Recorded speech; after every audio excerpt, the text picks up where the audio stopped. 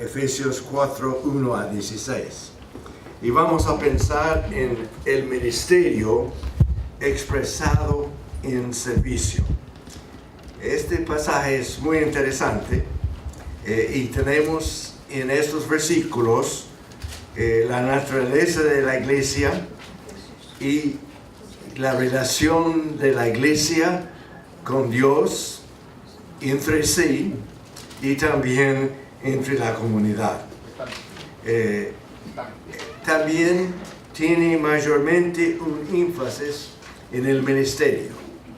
Dios nos ha creado y nos ha llamado, y los que han creído en Él han sido nacidos de nuevo con el propósito de servir, porque la obra del ministerio, que quiere decir la obra del servicio, pertenece a los santos o los miembros de la iglesia. ¿Qué quiere decir la palabra santo? En el Antiguo Testamento siempre da la idea de ser separado de los demás o dedicado al Señor. Por ejemplo, este edificio en que estamos reunidos hoy sirve durante la semana por varias cosas. A veces es un estudio, a veces es una fiesta, tiene distintas actividades durante la semana. Pero en el día de domingo será aparte y llega a ser un lugar santo porque está separado del mundo.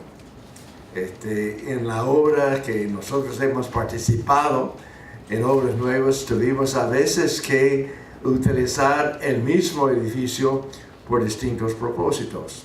Una vez viviendo en La Falda, la casa nuestra durante la semana era una casa de vivienda.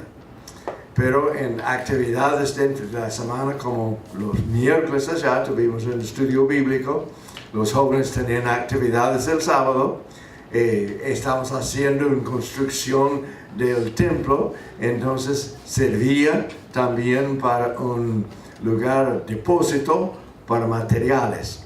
Y era interesante el cambio que el garaje, que era el lugar para los cultos, se cambió de una actividad a otra. Y en esta mañana queremos hablar de las cosas que debemos hacer en el nombre del Señor. Cada miembro debe estar involucrado en el ministerio de la iglesia, cada uno según su don. En las enseñanzas de Jesús hay algunos fundamentales que pueden guiarnos en todo lo que estamos haciendo. Hay 6 que quiero mencionar. Primeramente, que Cristo es la autoridad y el poder para toda la obra. Cristo dijo, sin mí nada podéis hacer. Y dijo también, todo potestad me es dado en la tierra y en el cielo. El mensajero, que son nosotros, debemos relacionarse correctamente con Cristo. Si yo o usted no está en comunión con Dios, en una relación íntima, en un espíritu en que el Espíritu Santo puede habitar cómodamente en nuestras vidas, no podemos hacer la obra de Cristo. Tercero, los creyentes deben mantener la unidad.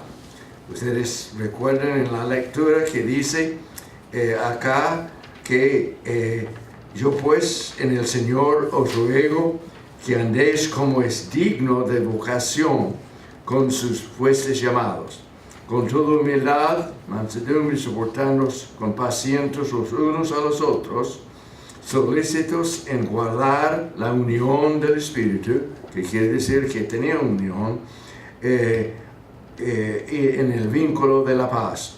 Un cuerpo, un espíritu, como fueseis llamados, una misma esperanza de vuestra vocación, un Señor, una fe, un bautismo, un Dios y Padre de todos el cual es sobre todos y por todos y en todos. Pero a cada uno de vosotros fue dado la gracia conforme a la medida del don de Cristo. Que quiere decir que Dios nos ha dado a cada uno dones, ¿no es cierto? Habilidades, talentos. Y esto fue dado no por la gloria nuestra, sino por la gloria de Dios. Y que los dones en conjunto puede hacer una obra. Es difícil que uno puede hacer todo, ¿no es cierto? Tocar el piano, dirigir la música, predicar, cocinar. Dios ha dado a cada uno de ustedes y a mí dones. Algunos tienen muchos dones, algunos de nosotros tienen pocos, pero lo importante es que según el Espíritu Santo, según el plan de Dios, Él nos ha dado dones ¿para qué? Para unir el uno con el otro y para servir al Señor y glorificar su nombre. Entonces, debemos mantener la unión. Cuarto, los creyentes deben ser constantes en la oración.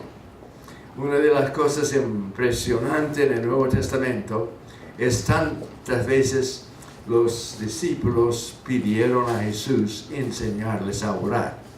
Tenemos el modelo de la oración en Mateo capítulo 6 y también en Lucas capítulo 11, y también tenemos la oración de intercesión en Juan 17. Tenemos que mantenernos en la oración. Y el Espíritu Santo tiene que dar poder y dirección. Sin Cristo, sin la presencia del Espíritu Santo, no podemos hacer nada. Entonces tenemos que ser guiados, tenemos que ser investidos con el Espíritu Santo. Y la iglesia debe cumplir con el mandamiento de Cristo de hacer discípulos por medio de testificar, predicar, enseñar, bautizar. Ahora, vamos a ampliar en esta mañana estas 6 cosas y el ministerio. Primeramente debemos mirar por algunos momentos el ministerio de Cristo, dando hincapié en el servicio. Cristo dijo que vino no para ser servido, sino para dar su vida en rescate por muchos. En Marcos, el capítulo 10, versículo 42 a 45, da hincapié a esta verdad. Mas Jesús, llamándolos, les dijo, ellos estaban gritando y entre sí, ¿quién iba a ser más grande, más importante? Jesús les dijo, sabéis que los que son tenidos por gobernantes de las naciones se enseñarán de ellos, y sus grandes ejercen sobre ellos potestad. Pero no será así entre vosotros, sino que el que quiere hacerse grande entre vosotros será vuestro servidor, y el que de vosotros quiere ser el primero será siervo de todos. Porque el Hijo del Hombre no vino para ser servido, sino para servir y dar su vida en rescate por muchos. En estos días estamos en campañas de la elección por distintos oficiales en los estados, en las municipalidades y en la nación. Y al escuchar los candidatos parece que cada uno de ellos es más grande que los demás y dice que si yo soy elegido como presidente voy a hacer esto y esto y el otro y otro. Pero ¿qué pasa? Si el presidente, que hemos visto en los últimos años, no tiene el apoyo de el Senado y la Casa, no puede hacer nada porque hay una lucha. En la iglesia es así también. No somos cada uno en sí para hacer la obra del Señor, sino somos parte de un cuerpo. ¿Y quién es la cabeza del cuerpo? No el pastor, no los diáconos, sino Cristo. Y ahora vamos a mirar el ministerio de la iglesia. Bueno, primeramente algunas cosas de Jesús. Porque vino Él. Él vino para hacer la obra de revelación. Ni tuvimos el concepto de Dios como Padre, sino por Jesucristo. De redención, porque vino a dar su vida en rescate para muchos. Vino para redimir a nosotros, los perdidos, y perdonarnos nuestros pecados. De reconciliación. Hermanos, hoy día vemos mucho conflicto, mucha división en casas, en iglesias, en la nación, en la política y en todas partes. Y Cristo vino para hacer la obra de reconciliación, de amor. El amor es el factor más poderoso que hay en el mundo. El amor es más fuerte que el odio. Parece en el día de hoy que el odio está tomando la vida de cada persona. Pero ¿qué hace el odio? Destruye, no construye, destruye. Pero el amor hace reconciliación en la vida de uno. Y de servicio. Realmente uno puede darse cuenta que es más bendecido servir que ser servido. Se da cuenta cuando puede caminar, cuando puede pensar, cuando puede hacer distintas cosas, es una bendición. Pero cuando uno llega a estar de la posición de no poder servir, pero tiene que ser servido por enfermedad, por la falta de conocimiento, por la falta de la habilidad de moverse de un lugar a otro, no es una bendición. Es una bendición poder servir a otros. ¿Qué dijo Jesús a Pedro? Cuando Pedro estaba pensando, después de negar a Jesús y estaba hablando ahí en el capítulo 21 del Evangelio de Juan, Cristo dijo a Pedro, ahora usted puede ir haciendo lo que quiere porque tiene salud, pero llegará el momento cuando no va a poder hacer lo que quiere, entonces va a tener que pasar y aún dar su vida para otros. Y Pedro dice, bueno, si me hace así, ¿qué va a decir de Juan? Y Cristo dijo, no te importa, sígame a mí. El mandato de Jesús a su Señor, a su iglesia, es como el Padre me envió, os envió. Ahí en estas pocas palabras tenemos el propósito nuestro de ser creyentes y de ser iglesia. Entonces tenemos que servir como Cristo sirvió. Y ahora vamos a mirar el ministerio de la iglesia. Juan 20, 21 y Mateo 28, 16 a 20 dice así, que debemos hacer como Cristo hizo. Y hemos hablado de la revelación, la redención, reconciliación, amor y servicio. ¿Qué significa la palabra iglesia? Decimos que esta es una iglesia. En el Nuevo Testamento, el término iglesia fue utilizado más de 100 veces.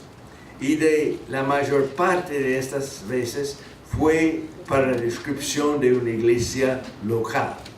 También había algunas 6 veces que fue utilizado para hablar de la iglesia como el reino de Dios, que incluye todos los redimidos en Cristo. Y algunos 7, 8 veces fue utilizado para describir el concilio de un pueblo, de una ciudad. Y viene de 2 palabras, eclesia, que quiere decir llamado de afuera. Y la idea era que la iglesia fue llamado de los creyentes fuera de las multitudes y así era un cuerpo de servicio a Cristo. En el Antiguo Testamento, la palabra que leo quería decir que era un grupo apartado para servir al Señor. Entonces la iglesia es un grupo de personas salvados. Cristo dice que hay muchos llamados, pero pocos que responden. Pero los que responden son los que son apartados para la obra del Señor. Entonces la iglesia es un grupo, y en este caso que nos interesa más a nosotros es el grupo local, un grupo de personas como la iglesia de Jerusalén, la iglesia de Antioquía, la iglesia de Éfeso, la iglesia de distintos lugares en el Nuevo Testamento. Nosotros hablamos de la iglesia local y hay varias iglesias en Evanston, distintos de grupos llamados iglesias. También en el sentido universal hay una iglesia que es la iglesia de Cristo y Él también es la cabeza de esta iglesia. Ahora, ¿qué es el ministerio de la iglesia? Bueno, hay varias cosas. Primeramente tenemos que darnos cuenta que la iglesia en el primer lugar es un organismo y en el segundo lugar es una organización. ¿Qué es la diferencia? ¿Qué es un organismo? Bueno, el cuerpo humano es un organismo, ¿no es cierto? ¿Por qué? Puede producir otras criaturas, ¿no es cierto? Los que son padres, nosotros entendemos lo que necesita para seguir por medio de nuestros hijos y después de nietos y bisnietos, etc. Cada uno en su tiempo. Pero la organización, la iglesia es así, es una cosa viva, no muerta, una cosa activa en el Señor. Y el ministerio de la iglesia es una iglesia para ser discípulos. Cristo dijo, todo potestad me ha dado en el cielo y en la tierra. Por tanto, id oyendo a ser discípulos, enseñándoles que guarden todas las cosas que os he mandado. Y aquí estoy con vosotros todos los días hasta el fin del mundo. Entonces, la tarea es hacer discípulos, no solamente de predicar el Evangelio, sino también para desarrollar los que son salvados. La Biblia habla de los nuevos creyentes. Dice que en el principio los nuevos creyentes son como niños. ¿Y qué necesita un niño? Ustedes que son padres saben que primeramente necesitan leche, ¿no es cierto? De botella o de la madre, de pecho. Y después va comiendo, a veces no comido duro, sino algo bastante blando que pueden su cuerpo tolerar y ir creciendo. Y Pablo dice, también Pedro y también el autor de los Hebreos, que muchos de los creyentes se quedan como bebés.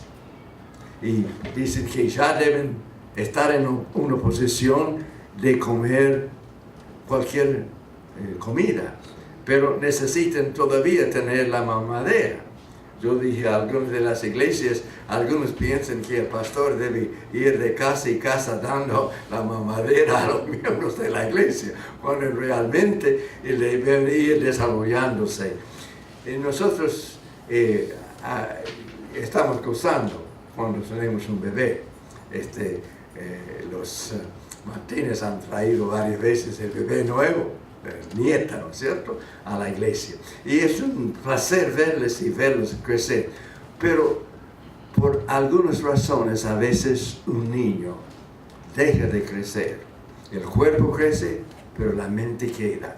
O algo a veces pasa y el cuerpo no crece, queda siempre chico. Pero esa es una tragedia.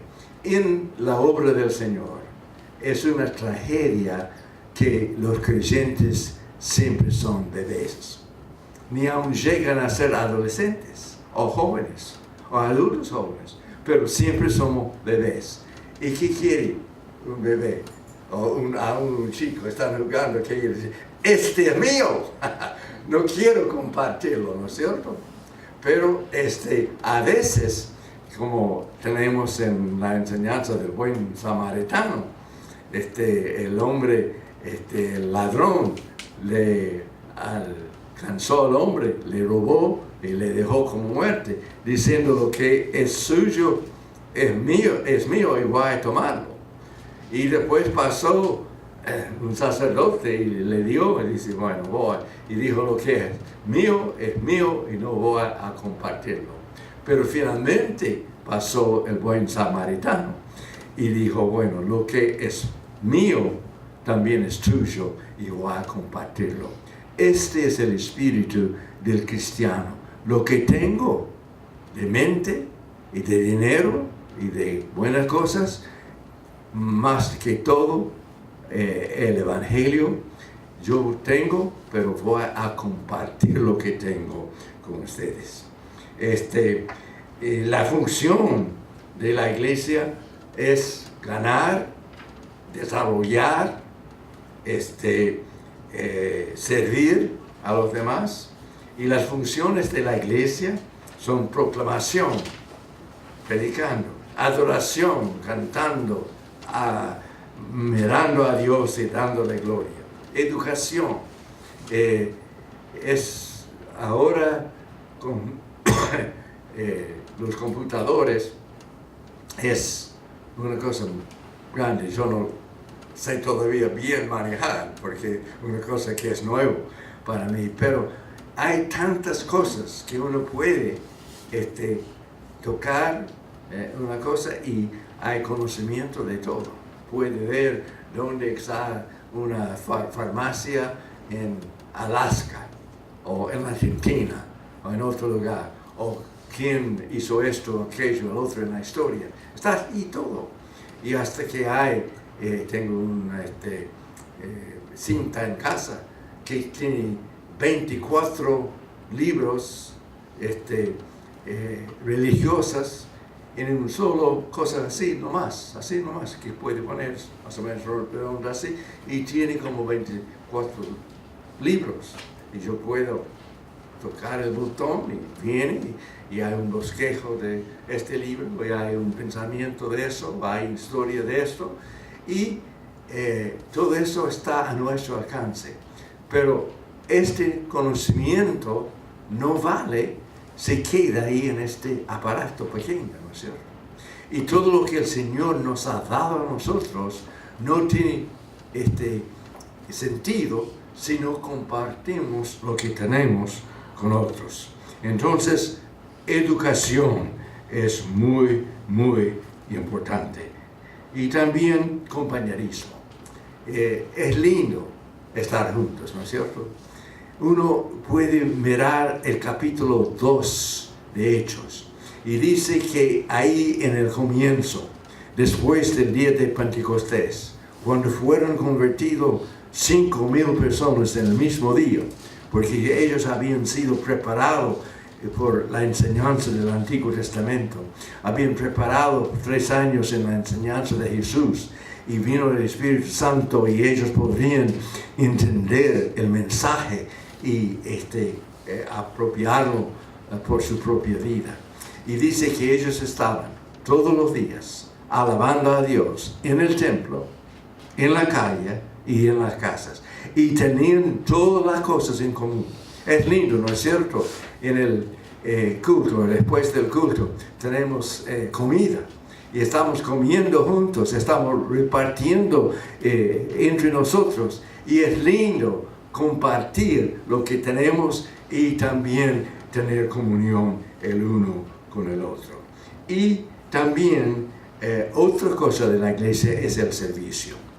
Hermanos, tenemos el Evangelio. Sabemos lo que es ser salvo. Y tenemos vecinos tenemos conocidos, hay mucha gente que ni aún conocemos, pero tenemos que compartir el Evangelio. Y también tenemos que servir. Cristo sanó muchas personas, pero todas las personas que sanó no llegó a recibirle a Él como Salvador y Señor. Él amó aún a todos y quería que todos llegaran a conocerle. Entonces, Él dio a comer a los hambrientos, pero dijo, muchos no recibieron, siguieronle por lo que estaba dándoles. Y va a ser así. Pero nosotros debemos servir no para que queremos convertir a una persona, aunque sí puede ayudarnos a alcanzar a la gente, pero debemos servir como Cristo, servir a todos en amor a la comunidad. Entonces el ministerio de la iglesia es así. Y también rápidamente vamos a ver la responsabilidad de los líderes de la iglesia. En el capítulo 4 que hemos leído, el versículo 11 dice que Él mismo, hablando de Cristo, constituyó a unos apóstoles, a otros profetas, a otros evangelistas, a otros profetas y maestros. Ahora vamos a mirar estas personas. No es una posición de decir uno es más alto que otro, pero estos son distintos dones que fue dado. ¿Qué era un apóstol? Bueno, en el Nuevo Testamento fue utilizado en tres sentidos. Primeramente, un apóstol, el verbo en griego quiere decir uno enviado por un propósito. En un sentido, todos los creyentes son apóstoles. Pero en el Nuevo Testamento dice que Jesús tenía sus discípulos, los que le siguieron, los que estaban aprendiendo de él. Y algunos de ellos que le siguieron, eligió 12 que también llamó apóstoles. Y estos 12 apóstoles eran los 12 que eligió, y después cayó Judas y fue elegido Matías para reemplazarle. Bueno, estos eran los apóstoles. Pero también fue utilizado aún de Jesús. Una vez dice el gran apóstol en Hebreos. Y también era usado por Pablo cuando envió a Timoteo y a Tito a otros lugares, que era un apóstol en el sentido de llevar un mensaje especial. Y no tenemos apóstoles hoy que son iguales a los apóstoles de aquel entonces. Y la segunda palabra era la palabra profeta. Bueno, generalmente en la Biblia, profeta significaba uno que podría decir dos funciones. Podía decir algo que iba a pasar en el futuro, una revelación de Dios. Isaías era un profeta que describió la muerte de Cristo y era tan real que uno lee esto, pensaba que Isaías estaba ahí presente en el día que crucificaron a Jesucristo. Pero mayormente en el Antiguo Testamento, esta es una cosa que llama la atención, el profeta predicaba en el sentido de declarar lo que Dios quería comunicar con el pueblo. Y nosotros, en el día de hoy, hay gente que tiene dones de mirar lo que está pasando y aplicar bien el mensaje de Cristo. Pero profetas en el sentido de Isaías, Jeremías, Amós y otros no existen tampoco hoy. Pero Dios da a distintas personas esta habilidad de entender lo que está pasando y aplicando el espíritu y el poder de Dios. Evangelistas es una cosa que existió en aquel entonces y ahora. Los que van a pronunciar y ganar a la gente. después vino lo que nosotros estamos más comunes en, es maestros, pastores y maestros. Y este es un término que aplicaba las dos palabras a una persona. Y esto que era el propósito a fin de equipar a los santos o los miembros de la iglesia por la obra de Dios. Entonces la obra ¿a quién pertenece? A los miembros de la iglesia, a los santos. Y santos, algunos más santos que otros, no en el sentido que uno generalmente piensa en la mente, pero separado por la obra. Entonces, ¿a quién pertenece el ministerio de Cristo? A los miembros de la iglesia. Y acá describe lo que deben hacer: alcanzar la madurez. Porque como bebés tienen que crecer, nosotros tenemos la obligación de ayudar a los nuevos a ir creciendo en la obra. Estabilidad doctrinal. Hermanos, tenemos que entender la palabra. Los primeros discípulos tenían conflictos. Aún no entendieron todos la misma entendimiento del Evangelio. Entonces era muy importante enseñar la doctrina de la Biblia, la doctrina que dijo Jesucristo. Entonces también de hablar la verdad en amor. Hermanos, es una cosa decir, usted, César, no debe hacer esto. Y luego hay condenación. Es otra cosa decir, hermano César, yo quiero como pastor comunicar una cosa que puede ser de ayuda. Hablar la verdad en amor. Debemos, hermanos, uno a otro. ¿Y hay alguien que está perfecto hoy, que está presente? No. Y nosotros, cada uno puede aprender de otro, ¿no es cierto? Pero debemos hacer corrección, no con la idea de disciplinar, sino para corregir. Esto es el propósito, por ejemplo, de la disciplina. Y también para formar parte eficaz del cuerpo de Cristo.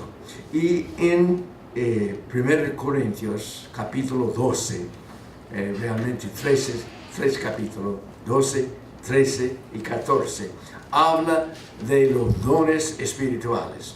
Y son muy importantes y nos ayuda mucho en nuestro desarrollo del Señor.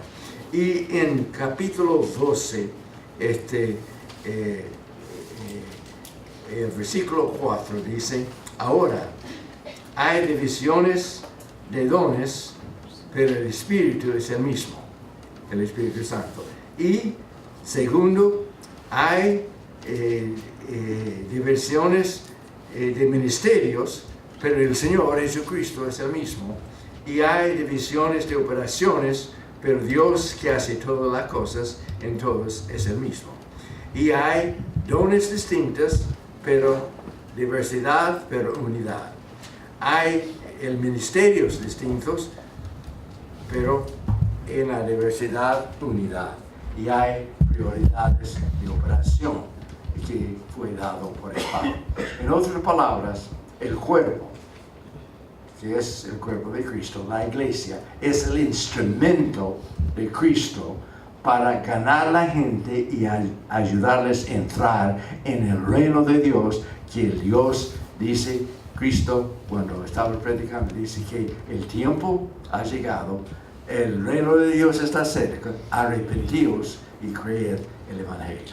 Entonces estamos nosotros en este tiempo, desde que llegó a Cristo hasta que venga nuevo, en el tiempo del crecimiento del reino, y nosotros somos participantes de llevar a la gente.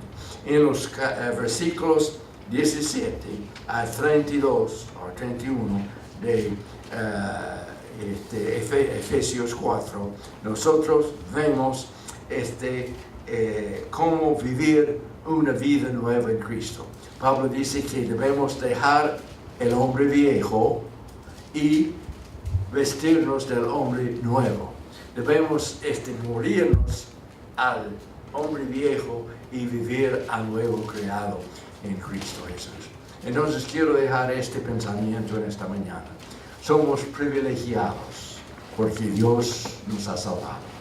Pero con lo que tenemos, no debemos esconder, no debemos jactarnos de cualquier don que Dios nos ha dado, pero debemos utilizar lo que somos y lo que tenemos en conjunto con nuestros hermanos en Cristo, dirigido por la cabeza, porque la cabeza, ¿qué pasa?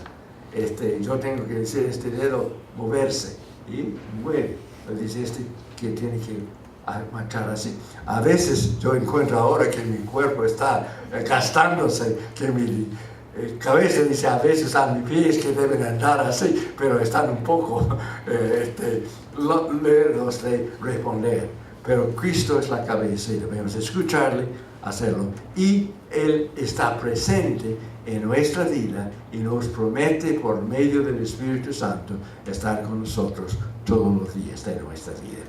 Entonces, el propósito es adorar al Señor, tener comunión, ir creciendo para la madurez en Cristo y utilizando todos los dones. ¿Para qué? Para equipar a los miembros de la iglesia y edificarlos y prepararlos para servir a los demás. Oremos. Padre nuestro, gracias por el privilegio de ser parte de su iglesia. Ayúdanos a entender, ayúdanos a crecer, ayúdanos a responder, utilizando todo lo que tú nos has dado por la gloria y honra de tu nombre. Amén.